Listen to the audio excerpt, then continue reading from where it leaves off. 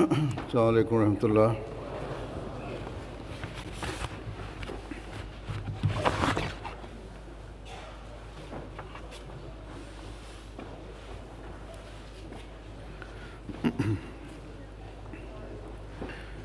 أشهد أن لا إله إلا الله وحده لا شريك له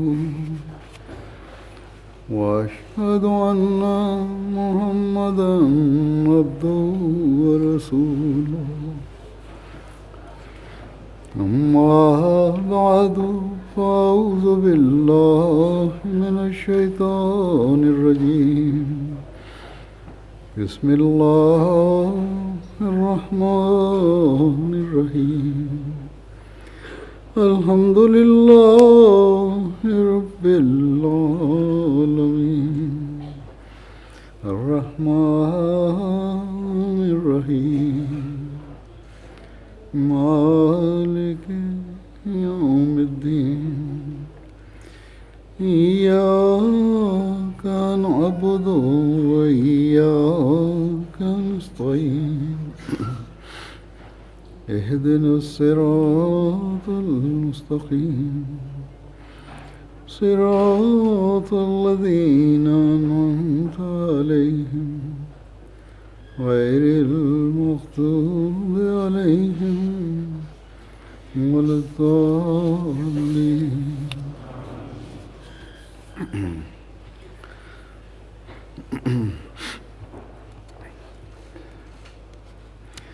آج اللہ تعالیٰ کے فضل سے آپ کو جلسہ سالانہ شروع ہو رہا ہے۔ حضرت مسیح موعود علیہ الصلوۃ والسلام نے جلسے کو خالص دینی اجتماع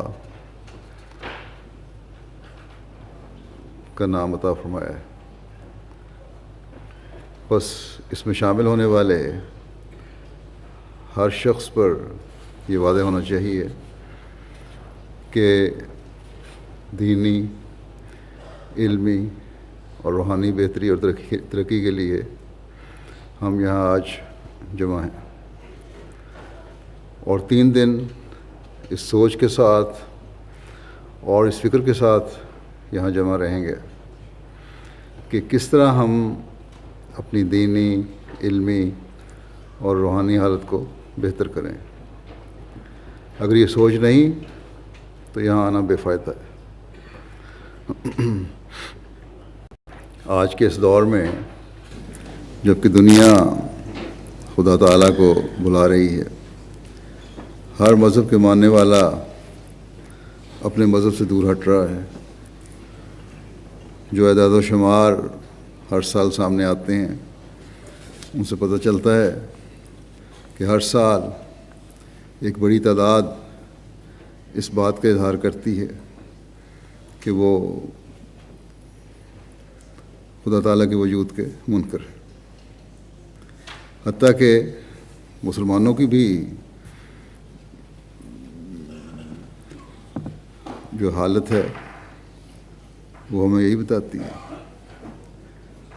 کہ نام کے مسلمان ہیں اور دنیا داری غالب ہے۔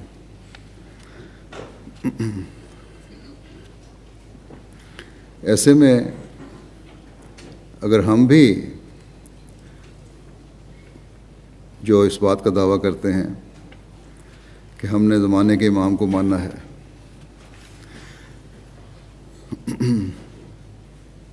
اسے مانا ہے جسے حضرت صلی اللہ علیہ وسلم کی پیشگوئی کے مطابق اللہ تعالیٰ نے اس زمانے میں تجدید دین کے لیے بھیجا ہے، اور اب ہمارا یہ عہد ہے کہ ہم نے بھی اس مسیح موعود اور مہدی موعود کے مشن کو پورا کرنا ہے۔ اگر ہم اپنی حالتوں کی بہتری کی طرف توجہ نہیں کرتے، ہمارا مسیح موعود کی بیعت میں آنا ایک ظاہری اعلان ہے جو روح سے خالی ہے۔ ہمارا عہد بیعت نام کا عہد بیعت ہے جسے ہم پورا نہیں کر رہے. ہمارا یہاں جلسے کے لیے جمع ہونا ایک دنیاوی میلے میں جمع ہونے کی طرح ہے. بس ہر احمدی کے لیے یہ بڑا سوچنے کا مقام ہے. ایک فکر کے ساتھ اپنے جائزے لینے کی طرف توجہ کی ضرورت ہے کہ اگر یہ سوچ ہے تو پھر بے فائدہ ہے. حضرت مسیح موعود علیہ الصلوۃ والسلام نے جلسے کے انعقاد کی جو اغراض ہمارے سامنے پیش فرمائی ہیں، اگر ہم ان کو سامنے رکھ کر اپنے جائزے لیں تو نہ صرف ان 3 دنوں کے مقصد کو پورا کرنے والے بن جائیں گے، اور جلسہ میں شامل ہونے والوں کے لیے حضرت مسیح موعود علیہ الصلوۃ والسلام کی جو دعائیں ہیں ان کے حاصل کرنے والے بن جائیں گے، اور پھر ان کو مستقل اپنی زندگیوں کا حصہ بنا کر اپنی دنیا و عاقبت سنوارنے والے بن جائیں گے، اور نہ صرف اپنی حالتوں بلکہ ہماری نیک اعمال کے حصول کے لیے کوشش اور اس پر عمل ہماری آئندہ نسلوں کے دین پر قائم رہنے اور خدا تعالیٰ کے قریب کرنے والے بنا کر انہیں بھی خدا تعالیٰ کے فضلوں کو حاصل کرنے والا بنا دیں گے. جہاں دنیا خدا تعالیٰ اور دین سے دور جا رہی ہے، ہماری نسلیں خدا تعالیٰ کے قریب ہونے والی ہوں گی اور دنیا کو خدا تعالیٰ کے قریب لانے کا باعث بن رہی ہوں گی.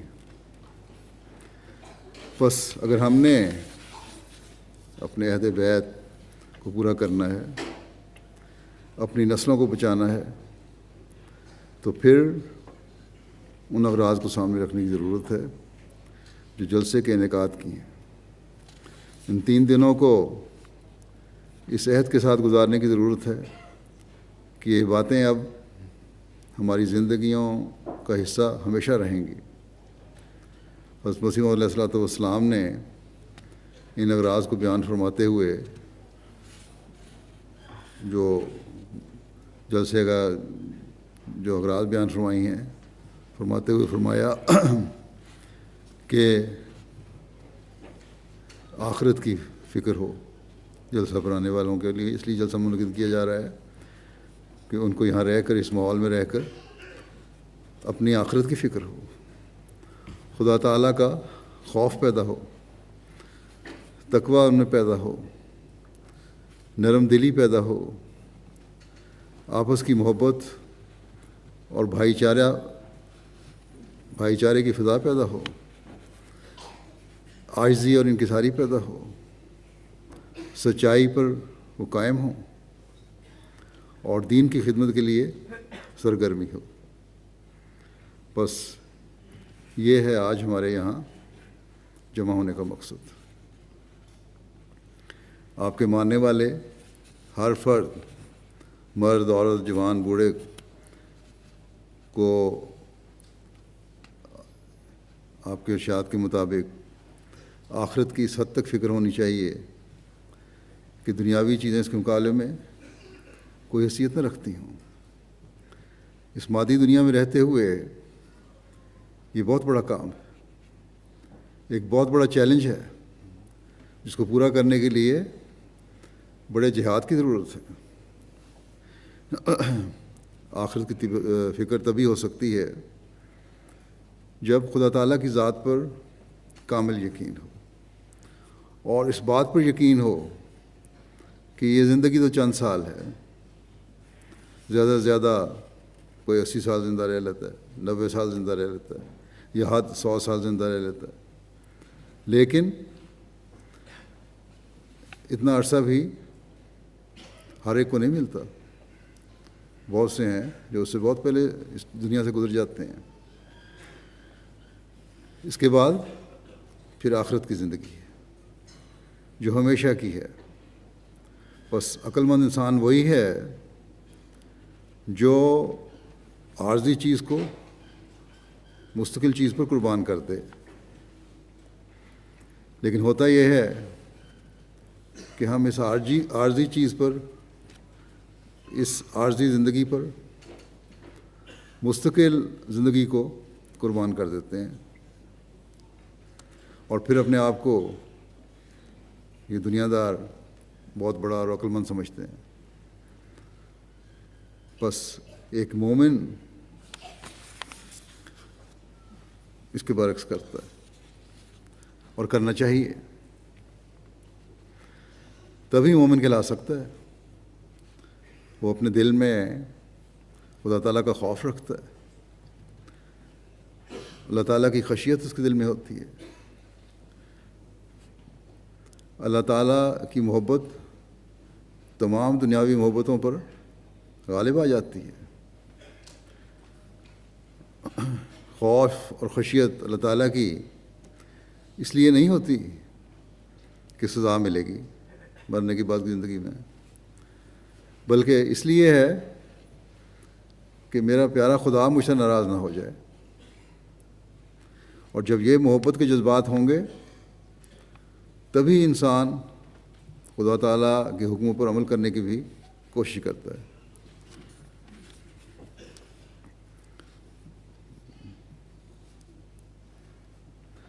اس کا، انسان کا اس دنیا کا ہر عمل آخرت کو سامنے رکھتے ہوئے ہوتا ہے. اس کو یہ یقین ہوتا ہے کہ میرا خدا ہی ہے جو میری پرورش کے سامان کرتا ہے، میرا خدا ہی ہے جو مجھے اپنی نعمتوں سے نوازتا ہے. ان میں ہر قسم کی نعمتیں شامل ہیں، دنیاوی بھی اور روحانی بھی. اگر میں اس کی عبادت کا حق ادا کرتا رہا، اس خدا کو ہی سب طاقتوں کا مالک سمجھتے ہوئے اس کے آگے جھکا رہنے والا بنا رہا، تو اس کی نعمتوں سے حصہ پاتا رہوں گا انشاءاللہ. میں اگر اس کے بتائے ہوئے اوامر اور نواہی کے مطابق زندگی گزارتا رہا تو اس کے فضلوں کا وارث بنتا رہوں گا. اگر اللہ تعالیٰ کی مکمل اطاعت کرتے ہوئے اور تقوی پر قائم رہتے ہوئے اس کے اور اس کے بندوں کے حقوق ادا کرتا رہا تو وہ مجھ سے راضی ہوگا. بس یہ سوچ ہے اور اس کے مطابق عمل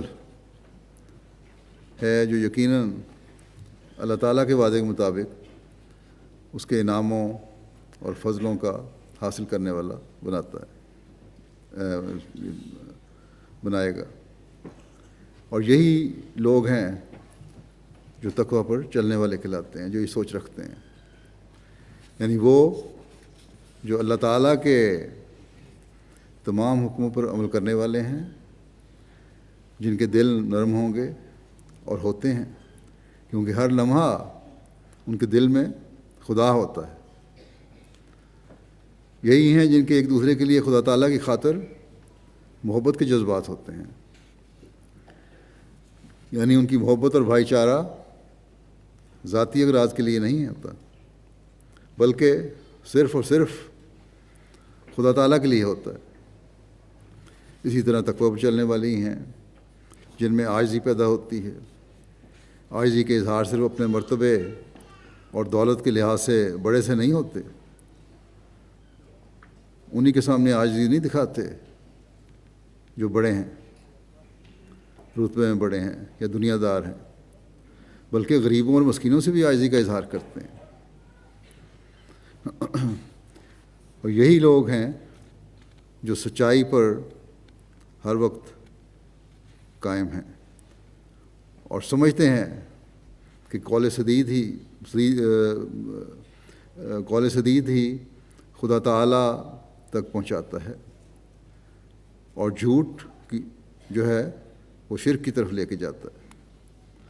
اور جب آخرت کی فکر ہے اور خدا تعالیٰ کا خوف ہے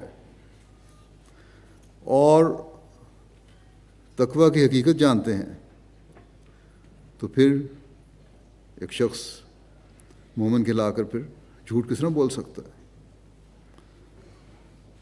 اور ان باتوں کے حاصل کرنے والے اور نیکیوں کی روح کو سمجھنے والے ہی ہیں جو دین کی خدمت میں بھی حقیقت میں سرگرم ہوتے ہیں. ورنہ تو یہ جو خدمت ہے بظاہر یہ بھی کچھ مفادات کے حصول کے لیے ہو جاتی ہے. ہم دیکھتے ہیں کہ مسلمانوں میں سینکڑوں علماء ہیں جو دین کے نام پر بظاہر بڑے سرگرم ہیں اور اندر سے دین کے نام پر ظلم کر رہے ہیں، جن میں تقویٰ کی کمی ہے، جن میں خدا کا خوف نظر نہیں آتا،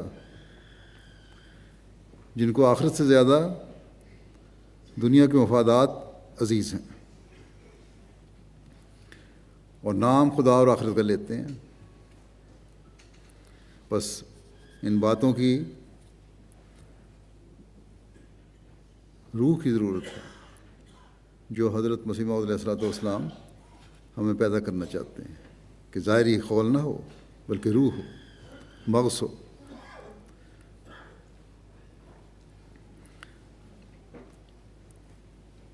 ان باتوں کو سامنے رکھتے ہوئے ہمیں اپنے جائزے لینے کی ضرورت ہے کہ کیا ہم اس نیت سے جلسے میں شامل ہو رہے ہیں اور اپنے اندر ان مقاصد کو حاصل کرنے کی ایک تڑپ رکھتے ہیں. اگر بخشی کمزوریوں کی وجہ سے ماضی میں ہم سے ان باتوں کے حصول کے لیے غلطیاں اور کوتاہیاں ہو گئی ہیں تو آئندہ ہم ایک نئے عزم کے ساتھ ایک ان نیکیوں کو پیدا کرنے اور انہیں قائم رکھنے کی حد المقدور کوشش کرنے کے لیے تیار ہیں اور اس کریں گے.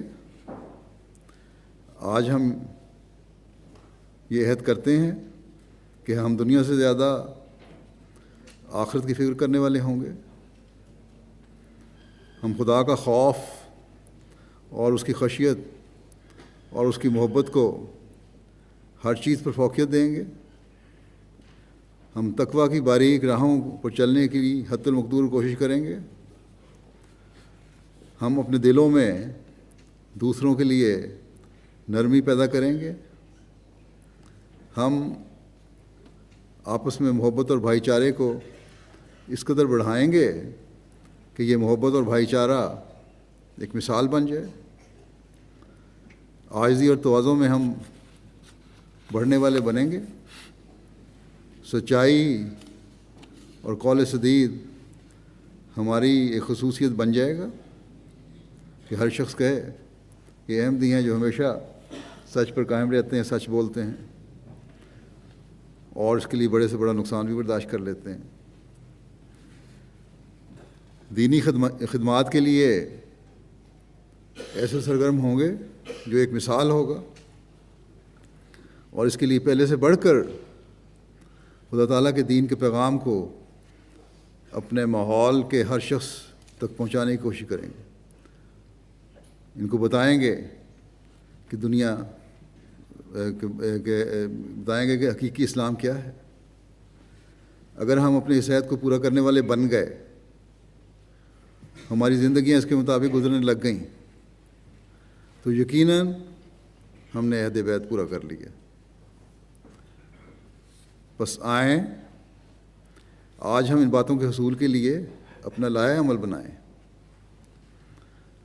آخرت کی فکر اور اللہ تعالیٰ کا خوف رکھنے والا سب سے پہلے اپنی عبادت کی حفاظت کی طرف توجہ کرتا ہے. اس طرف دیکھتا ہے کہ اللہ تعالیٰ نے میری زندگی کا مقصد کیا رکھا ہے. اللہ تعالیٰ فرماتا ہے کہ وما خلقت الجن والانس الا لیعبدون. حضرت مسیح علیہ الصلوۃ والسلام نے اس کا ترجمہ اس طرح فرمایا کہ یعنی میں نے جن اور انسان کو اس لیے پیدا کیا ہے کہ وہ مجھے پہچانیں اور میری پرستش کریں۔ پس اس آیت کی روح سے اصل مدعا انسان کی زندگی کا خدا تعالیٰ کی پرستش اور خدا تعالیٰ کی معرفت اور خدا تعالیٰ کے لیے ہو جانا ہے۔ فرمایا یہ تو ظاہر ہے کہ انسان کو تو یہ مرتبہ حاصل نہیں ہے کہ اپنی زندگی کا مدعا اپنے اختیار سے آپ مقرر کرے۔ گو انسان مقرر کرتا ہے لیکن ہے نہیں اس کو حاصل، کیونکہ انسان نہ ہی اپنی مرضی سے آتا ہے اور نہ ہی اپنی مرضی سے واپس جائے گا، بلکہ وہ ایک مخلوق ہے، اور جس نے پیدا کیا اور تمام حیوانات کی نسبت عمدہ اور اعلیٰ قوا اس کو عنایت کی ہے، اس نے اس کی زندگی کا ایک مدعا ٹھہرایا ہے، ایک مقصد ٹھہرایا ہے، خواہ کوئی انسان اس مدعا کو سمجھے یا نہ سمجھے۔ مگر انسان کی پیدائش کا مدعا آپ فرماتے ہیں کہ بلا شبہ خدا کی پرستش اور خدا کی معرفت اور خدا تعالیٰ میں فانی ہو جانا ہے، ہو جانا ہی ہے۔ بس اس مقصد کو پورا کرنے کے لیے اللہ تعالیٰ نے ہمیں جو عبادت اور پرستش کا طریق سکھایا ہے وہ کیا ہے؟ وہ نماز کا قیام ہے۔ اللہ تعالیٰ فرماتا ہے کہ ان الصلاۃ کانت علی المؤمنین کتاب موقوتا، یقیناً نماز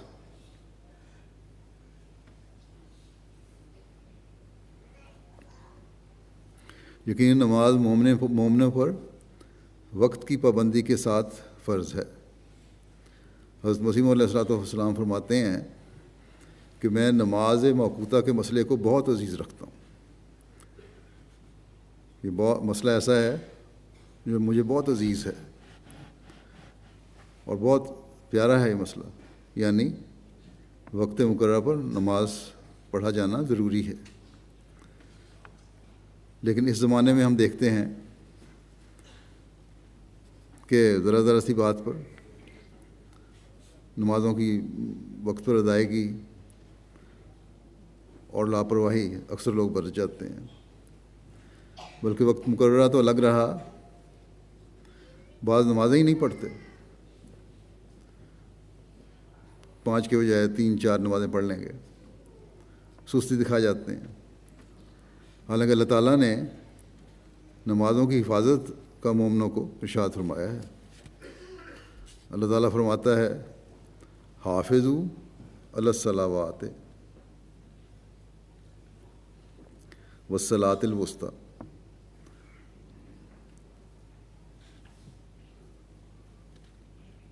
کہ نمازوں کا اور خصوصاً درمیانی نماز کا پورا خیال رکھو۔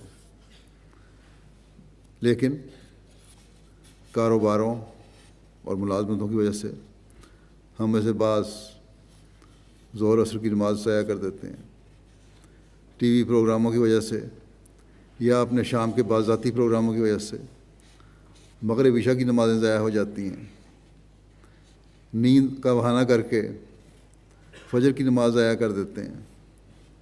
بس ہم میں سے ہر ایک کو اپنے جائزے لینے کی ضرورت ہے، کیا ہم اللہ تعالیٰ کے حکم پر عمل کر رہے ہیں یا نہیں؟ جماعت کے خاص پروگراموں اور رمضان کے مہینے میں باجماعت نمازیں پڑھ کر ہم سمجھ لیتے ہیں کہ ہم نے اللہ تعالیٰ کے حکم پر عمل کر لیا، باقی سارا سال چاہے اس پر باقاعدہ عمل ہو یا نہ ہو، فرق نہیں پڑتا۔ لیکن سنیں اور اس بات کو دیکھیں کہ نماز کی اہمیت بیان فرماتے ہوئے اللہ تعالیٰ اور اس کا رسول کیا فرماتے ہیں۔ اللہ تعالیٰ فرماتا ہے کہ انما یامر مساجد اللہ من آمن باللہ والیوم الآخر.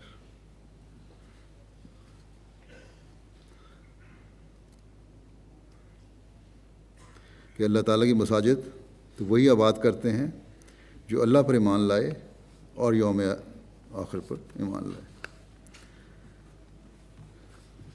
حضرت صلی اللہ علیہ وسلم فرماتے ہیں کہ جب تم کسی شخص کو مسجد میں عبادت کے لیے آتے جاتے دیکھو تو تم اس کے مومن ہونے کی گواہی دو. اس لیے کہ اللہ تعالیٰ فرماتا ہے کہ اللہ کی مساجد کو وہی لوگ آباد کرتے ہیں جو خدا اور آخرت کے دن پر ایمان رکھتے ہیں. ویسے کہنے کو تو ہم سب اپنے آپ کو ایمان لانے والا کہتے ہیں، لیکن اللہ تعالیٰ اور اس کے رسول کے نزدیک مومن وہ ہیں جو اللہ کے گھر کو آباد رکھتے ہیں، اس لیے کہ اللہ تعالیٰ اور یوم آخرت پر ایمان ہے. یہاں یہ بھی واضح ہو گیا کہ صرف مسجد آنا ہی کافی نہیں ہے، بلکہ اللہ تعالیٰ اور یوم آخرت پر ایمان کے ساتھ آنا ضروری ہے. اور جو یہ سوچ رکھنے والا ہوگا اسے اللہ تعالیٰ کا خوف بھی ہوگا. وہ مسجدوں میں آ کر فتنہ پر دادیاں نہیں کرے گا، وہ ان نمازیوں میں شامل نہیں ہوگا جن کی نمازیں ان کے لیے ہلاکت کا باعث ہوتی ہیں. اللہ تعالیٰ کی رضا حاصل کرنے کے بجائے ایسے نمازی پھر اللہ تعالیٰ کی ناراضگی مول لینے والے ہو جاتے ہیں. نہیں، بلکہ یہ لوگ حقیقی تقوی رکھتے ہیں جو یہ سوچ رکھتے ہوں کہ یوم آخرت کا خیال رکھنا ہے اور اللہ تعالیٰ کا خوف دل میں رکھنا ہے. ان کے دل نرم ہوتے ہیں، ان میں محبت اور پیار اور بھائی چارہ ہوتا ہے، ان میں عاجزی ہوتی ہے، وہ سچائی پر قائم ہوتے ہیں، وہ اسلام کی پرامن تعلیم کی تبلیغ کرتے ہیں. ان کی مسجدیں خوف کی جگہ نہیں ہوتی اور نہ ہی فتنے کی جگہ ہوتی ہیں. اسی لیے اللہ تعالیٰ نے فرمایا ہے کہ صرف اس مسجد میں نماز کے لیے کھڑے ہو جس کی بنیاد تقوی پر ہے، نہ کہ فتنہ و فساد کی غرض سے بنائی گئی مسجد ہے. بس جو تقوی پر قائم رہتے ہوئے مسجدوں کو آباد کرتے ہیں وہ حقوق اللہ کی ادائیگی بھی کرتے ہیں اور حقوق العباد کی بھی ادائیگی کرتے ہیں. ایسے ہی لوگوں کو خوشخبری دیتے ہوئے حضرت صلی اللہ علیہ وسلم نے فرمایا کہ قیامت کے دن اللہ تعالیٰ پہلا حساب جو لے گا انسان سے اس کے بارے میں فرشتوں کو فرمائے گا کہ میرے بندے کی نماز کو دیکھو. پہلی بات تو یہ دیکھو کہ بندہ نماز پڑھتا ہے کہ نہیں. جن کی نمازیں مکمل ہوں گی ان کے نامہ اعمال میں جو مکمل نمازیں لکھی جائیں گی وہ تو صاف ہو گیا صاحب. لیکن آگے پھر فرماتے ہیں کہ جن کی کمی ہوگی نمازوں میں، فرض نمازوں میں ان کی کمی رہ جائے گی، ان کے بارے میں کہے گا کہ اس کی نفلی عبادت دیکھو وہ کیا تھی. اگر فرض میں کوئی کمی رہ گئی ہے تو اس کو نفل سے پورا کر دو. بس اللہ تعالیٰ نے یہاں جو میرے بندے فرمایا ہے تو اس لیے کہ یہ لوگ جو ہیں اپنی طرف سے کوشش کر کے اللہ تعالیٰ کی بندگی کرنے والے ہیں اور اس کی عبادت کا حق ادا کرنے کی کوشش کرنے والے ہیں، لیکن پھر بھی بشری تقاضے کے تحت کمزوری ہے، بھول چوک ہو جاتی ہے، بعض حالات ایسے آ جاتے ہیں تو اس کو معاف کرنے اور اپنے بندے کی نیکیوں کے پلڑے کو زیادہ کرنے کے لیے اپنی رحمت اور مغفرت کا سلوک فرماتے ہوئے اللہ تعالیٰ نے نوافل کو فرائض میں ڈال کر فرائض کو پھر پورا فرما دیا. اب یہاں دیکھ لیں، نوافل پڑھنے والے وہی لوگ ہوں گے جو خالص اللہ تعالیٰ کا خوف رکھتے ہیں۔ نفل تو ایسی چیز نہیں ہے جو باہر آ کے پڑھی جاتی ہے، یہ تو چھپ کے ادا کی جاتے ہیں، علیحدگی پڑھے جاتے ہیں، اور یہ نیکی پھر وہی کرتا ہے جس کو اللہ کا خوف ہوگا۔ اور یہی لوگ ہیں جن کو اللہ تعالیٰ نے میرے بندے کہا ہے کہ ان بندوں سے بھی غلطیاں ہو جاتی ہیں، لیکن وہ غلطیاں مستقل جاری نہیں رہتی، ان غلطیوں کا مداوع کرنے کی کوشش کرتے ہیں۔ بس یہ ہے اللہ تعالیٰ کی رحمت کا سلوک۔ ایک طرف تو یہ بتا دیا کہ نماز کوئی معمولی چیز نہیں ہے، اس کا حساب سب سے پہلے ہوگا، اس لیے اس کی ادائیگی کی طرف توجہ رکھو، لیکن ساتھ ہی یہ بھی کہہ دیا کہ اگر تقویٰ پر چلتے ہوئے میری بندگی اور عبادت کا حق ادا کرنے کی کوشش کر رہے ہو تو پھر نوافل جو تم ادا کرتے ہو ان کا ثواب فرائض کے برابر ہو جائے گا، اور بخشش کی چادر میں تمہیں لے لوں گا میں۔ بس جہاں یہ خوشخبری ہے، جہاں بخشش کی امید دلائی گئی ہے، وہاں اللہ تعالیٰ کے فضلوں کو جذب کرنے کے لیے نوافل کی ادائیگی کی طرف بھی توجہ دلائی گئی ہے۔ بس مومن وہی ہے جو اللہ تعالیٰ کا خوف دل میں رکھتے ہوئے اس کے فضلوں کو جذب کرنے کے لیے جہاں اپنے فرائض کی طرف توجہ دے، وہاں نوافل کی طرف بھی توجہ دے کہ فرائض کی کمیاں پوری ہوتی رہیں اس کی۔ بس یہ وہ لوگ ہیں جو حقیقت میں اللہ تعالیٰ کا خوف رکھتے ہیں اور تقویٰ پر چلنے والے ہیں، اور اسی تقویٰ کی وجہ سے باقی نیکیاں کرنے کی طرف بھی توجہ رہتی ہے ان کی۔ ان کے دل ایک دوسرے کے لیے نرم ہوتے ہیں، ایک دوسرے کے بدلے لینے کے بجائے ایک دوسرے کو معاف کرنے کی طرف توجہ رہتی ہے۔ اللہ تعالیٰ کا پیار حاصل کرنے کے لیے آپس میں پیار اور محبت کا سلوک ہوتا ہے، ان کے دلوں میں عاجزی پیدا ہوتی ہے، ایک دوسرے کی خاطر قربانی کی روح پیدا ہوتی ہے۔ بس اس لحاظ سے ہر ایک کو اپنے جائزے لینے کی ضرورت ہے کہ کیا ہمیں یہ باتیں ہیں کہ حقیقی عابد ہر قسم کی نیکیوں کو اپنانے کی کوشش کرتا ہے۔ اگر کسی میں اپنے بھائی کے لیے محبت کے جذبات نہیں ہیں تو اس میں حقیقی تقویٰ نہیں ہے۔ جس میں نرم دلی نہیں ہے وہ بھی اپنی فکر کرے، جس کے گھر میں اس کے بیوی بچے اس سے تنگ ہیں وہ بھی تقویٰ سے خالی ہے۔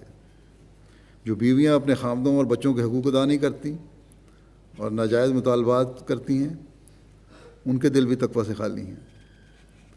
بس آپس کے تعلقات میں جو خدا تعالیٰ کی خاطر محبت اور نرمی کا سلوک کرنے والے ہیں وہی حقیقی تقویٰ پر قائم ہیں۔ حضرت صلی اللہ علیہ وسلم نے فرمایا کہ اللہ تعالیٰ قیامت کے دن فرمائے گا کہ کہاں ہیں وہ لوگ جو میرے جلال اور میری عظمت کے لیے ایک دوسرے سے محبت کرتے تھے، اور آج جب کہ میرے سائے کے سوا کوئی سایہ نہیں ہے، قیامت کا دن ہے، میں اپنے اس سایہ رحمت میں انہیں جگہ دوں گا۔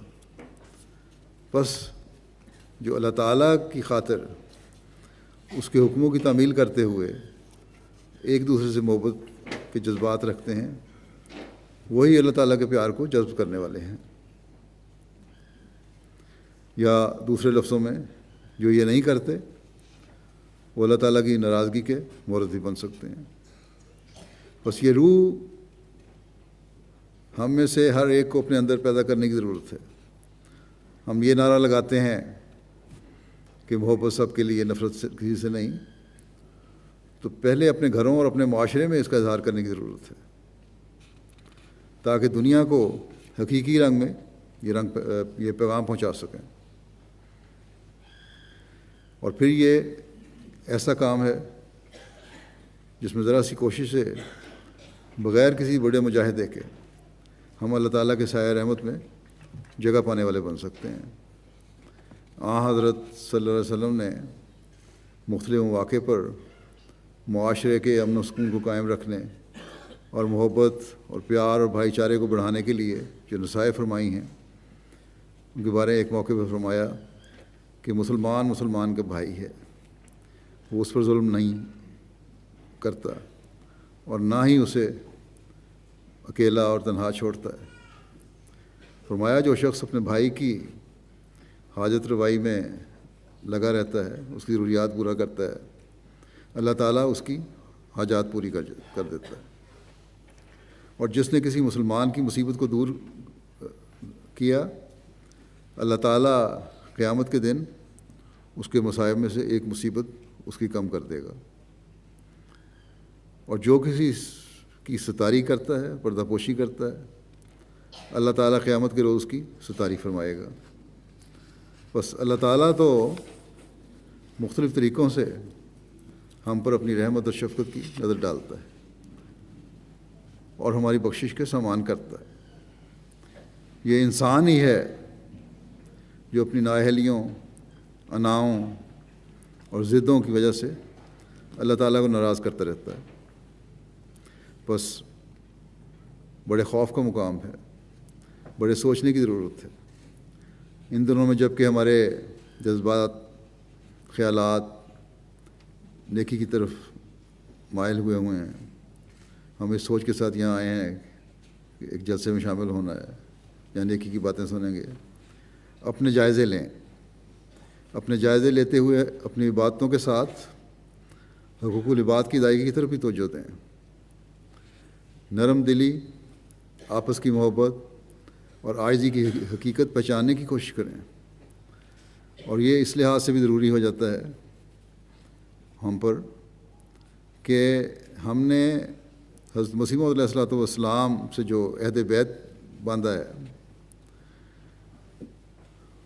اس میں شرک سے پرہیز، نمازوں کی ادائیگی، فرض نمازیں بھی اور نوافل کی ادائیگی کے ساتھ ہم نے یہ عہد بیعت بھی کیا ہے کہ ہم عمومی طور پر اللہ تعالیٰ کی مخلوق کو اور خاص طور پر مسلمانوں کو اپنے نفسانی جوشوں سے کسی قسم کی تکلیف نہیں دیں گے۔ صرف آپس کے مسلمانوں کے لیے ہی نہیں، جماعت کے ممبران کے لیے نہیں، ٹھیک ہے اپنے گھر سے شروع کرو، آپس میں بھی ہونا چاہیے، پھر مسلمانوں کے لیے، پھر عام مخلوق کے لیے بھی، ہر ایک کے لیے ہمارے دل میں ایک پیار اور محبت کے جذبات ہونے چاہیے۔ نفسانی جوشوں سے ہمیں خالی ہونا چاہیے۔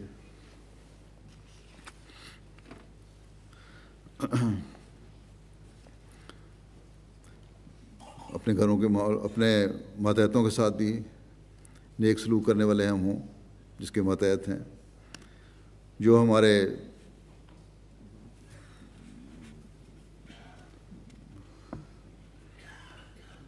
ایسے سلوک ہوں جس سے ایسے بن جائیں جس پر ہر ایک ہمارے ان رویوں کو، ہماری نیکیوں کو پرکھنا چاہے تو پرکھ سکے، یہ دیکھنا چاہے کہ کیا یہ معیار جو کہتے ہیں اس کے مطابق ہیں، کیا ہم اس کے مطابق عمل کر رہے ہیں۔ تو اگر یہ معیار ہیں اور دوسرا جب ہمیں پرکھتا ہے اس کے مطابق پرکھ لے کہ واقعی یہ ہیں، تو تبھی ہم کہہ سکتے ہیں کہ ہم حقیقی مومن ہیں اور ہم بیعت کا حق ادا کر رہے ہیں۔ ایک شرط یہ بھی ہے ہماری بیعت جو ہم کرتے ہیں اس میں کہ تکبر کو مکمل طور پر چھوڑ کر عاجزی اور مسکینی کی زندگی بسر کروں گا۔ یہ عاجزی اور مسکینی کا پیدا کرنا صرف حضرت مسیح موعود علیہ السلام نے جلسے کے انعقاد کے مقاصد میں سے ایک مقصد بیان نہیں کیا، بلکہ ہم نے آپ سے جو عہد بیعت کیا ہے اس میں یہ عہد ہے کہ میں عاجزی اور مسکینی سے زندگی بسر کروں گا۔ بس یہ عہد پورا کرنا ہماری ذمہ داری ہے، اور یہی سچائی کی طرف پہلا قدم ہے کہ ہم نے جو عہد بیعت کیا ہے اس کو پورا کریں۔ بس بیعت کی شرائط بھی پڑھتے رہنا چاہیے، پڑھتے رہیں اور دیکھیں کہ کیا ہم سچائی کے ساتھ ان پر قائم ہیں، اس کے مطابق اپنی زندگیاں گزارنے کی کوشش کر رہے ہیں۔ اگر نہیں تو دنیا کی اصلاح کا دعویٰ جو ہم کرتے ہیں وہ غلط ہے۔ اس سے پہلے ہمیں اپنی اصلاح کی کوشش کرنی ہوگی، ورنہ ہم ان لوگوں میں شامل ہوں گے جو کہتے کچھ اور ہیں اور کرتے کچھ اور ہیں، اور اللہ تعالیٰ نے ایسے لوگوں کو ناپسند فرمایا ہے۔ ہمارے عمل ہماری سچائی کے بجائے ہمارے جھوٹ کی تصدیق کرنے والے ہوں گے، اور جب یہ قول و فعل کا تضاد ہوگا تو پھر خدمت دین کا دعویٰ اور اس کے لیے سرگرمی بھی کا اظہار جو ہے وہ بھی غلط ہو جائے گا۔ بے شک حضرت مسیح علیہ الصلوۃ والسلام سچے ہیں، آپ کا دعویٰ سچا ہے۔ بے شک اللہ تعالیٰ نے آپ سے کامیابیوں کا وعدہ کیا ہوا ہے۔ بے شک اللہ تعالیٰ نے آپ کو مخلصین کی جماعت دینے کا وعدہ فرمایا ہوا ہے، لیکن اگر ہماری حالتیں ایسی نہیں تو پھر ہم ان میں شامل نہیں ہوں گے جو آپ کے سلسلے کے مددگار ہوں۔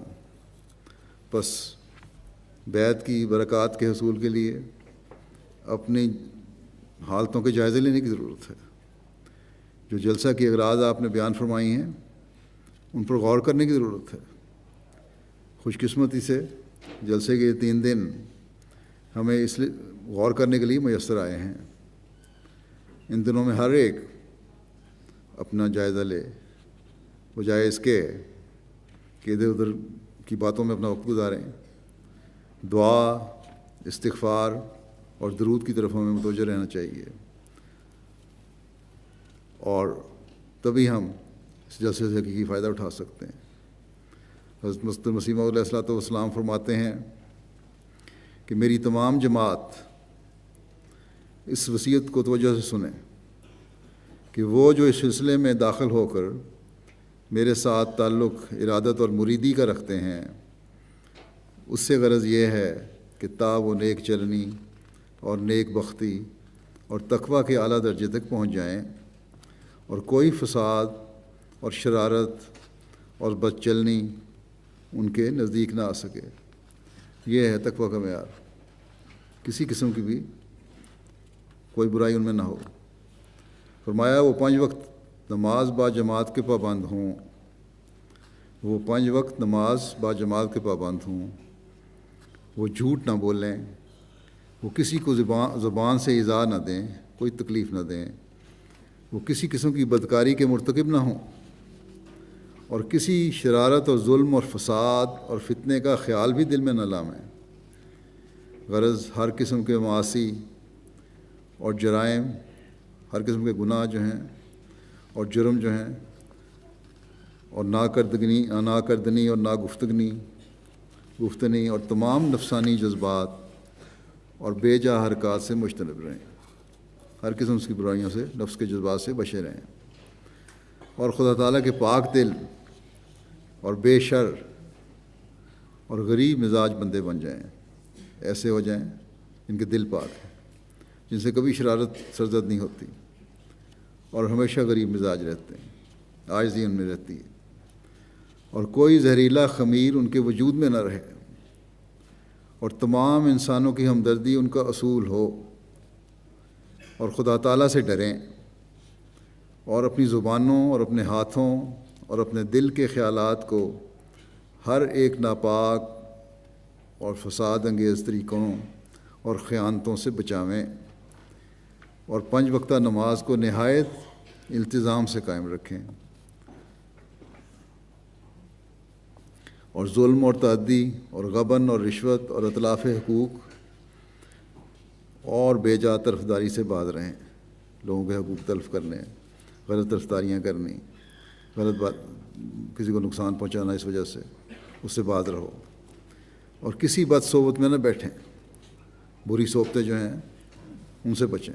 نوجوانوں کو بھی یاد رکھنا چاہیے، اور بچوں کے والدین کو بھی یاد رکھنا چاہیے کہ دیکھیں کہ ہمارے بچے اس معاشرے میں کسی بد صحبت میں نہ بیٹھیں، پھر ویسے ہی بن جائیں گے، اور اگر بعد میں ثابت ہو، بعض دفعہ نہیں پتہ لگتا کہ صحبت کیسی ہے، فرمایا کہ اگر بعد میں ثابت ہو کہ ایک شخص جو ان کے ساتھ آمد و رفت رکھتا ہے، بیٹھتا اٹھتا ہے، اس کے ساتھ میل ملاقات ہے، وہ خدا تعالیٰ کے احکام کا پابند نہیں ہے، یا حقوق عباد کی کچھ پرواہ نہیں کرتا، یا ظالم طبع اور شریر مزاج اور بد چلن آدمی ہے، تو تم پر لازم ہوگا کہ اس بدی کو اپنے درمیان سے دور کرو، اس سے تعلق ختم کرو۔ اچھی جو سوسائٹی ہے، اچھی کمپنی ہے، وہ ہونی چاہیے نیک احمدی کی۔ فرمایا اور ایسے انسان سے پرہیز کرو جو خطرناک ہے، اور چاہیے کہ کسی مذہب اور کسی قوم اور کسی گروہ کے آدمی کو نقصان رسانی کا ارادہ مت کرو، کسی کو نقصان نہیں پہنچانا، کسی مذہب کے آدمی ہو، کسی قوم کا آدمی ہو، کسی گروہ کا ہو، تمہارے سے کسی کو نقصان نہیں پہنچنا چاہیے، اور ہر ایک کے لیے سچے ناصح بنو۔ نصیحت کرنی ہے تو سچے ناصح بن کے سچا نصیحت کرنے والے کی طرح نصیحت کرو، یعنی تمہارا قول اور فعل ایسے ہوں کہ اس نصیحت کا بھی اثر ہو اور کسی قسم کی طرفداری نہ ہو۔ فرمایا اور چاہیے کہ شریروں اور بدماشوں اور مفسدوں اور بدچلنوں کو ہرگز تمہاری مجالس میں گزرنا ہو، اور نہ تمہارے مکانوں میں رہ سکیں، وہ کسی وقت تمہاری ٹھوکر کا موجب ہوں گے۔ فرمایا میری جماعت میں سے ہر ایک فرد پر لازم ہوگا کہ ان تمام وصیتوں پر کاربند ہوں، اور چاہیے کہ تمہاری مجلسوں میں کوئی ناپاکی اور ٹھٹھے اور ہنسی کا مشغلہ نہ ہو، اور نیک دل اور پاک طبع اور پاک خیال ہو کر زمین پر چلو، کسی پر ناجائز طریق سے حملہ نہ کرو، اور جذبات نفس کو دبائے رکھو۔ کوئی مذہبی گفتگو ہو تو نرم الفاظ میں اور مہذبانہ طریق سے اس کو گفتگو کرو۔ اگر کوئی جہالت سے پیش آئے تو سلام کہہ کر ایسی مجلس سے اٹھ جاؤ۔ خدا تعالیٰ چاہتا ہے کہ تمہیں ایک ایسی جماعت بنا دے کہ تمام دنیا کے لیے نیکی اور راست بازی کا نمونہ ٹھہرو، تمام دنیا کے لیے نیکی اور راست بازی کا نمونہ ٹھہرو۔ تم ہوشیار ہو جاؤ اور واقعی نیک دل اور غریب مزاج اور راست باز بن جاؤ۔ تم 5 وقتہ نماز اور اخلاقی حالت سے شناخت کیے جاؤ گے۔ تمہاری جو شناخت ہے وہ کیا ہے؟ یہی کہ تم 5 وقتہ باقاعدہ نمازیں پڑھنے والے ہو اور تمہارے اخلاق بہت اعلیٰ ہیں۔ یہ چیزیں پیدا ہو جائیں تمہارے میں تو سمجھو تم نے بیعت کا حق ادا کر دیا۔ فرمایا اور جس میں بدی کا بیج ہے وہ اس نصیحت پر قائم نہیں رہ سکے گا۔ یہ نصیحت میں کر رہا ہوں، لیکن جس میں بدی کا بیج ہے وہ پھر نصیحت پہ قائم نہیں رہے گا۔ اللہ تعالیٰ ہم سب کو توفیق دے کہ وہ حضرت مسیح موعود علیہ الصلوۃ والسلام کی بیعت کا حق ادا کرنے والے ہوں، آپ کی نصائح اور توقعات پر ہم پورا اترنے والے ہوں، اور ہم اس جلسے سے زیادہ فائدہ اٹھاتے ہوئے اپنے دینی، روحانی اور علمی حالت کو سنوارنے والے بھی ہوں، اور یہ نیکیاں پھر ہم میں ہمیشہ قائم بھی رہیں۔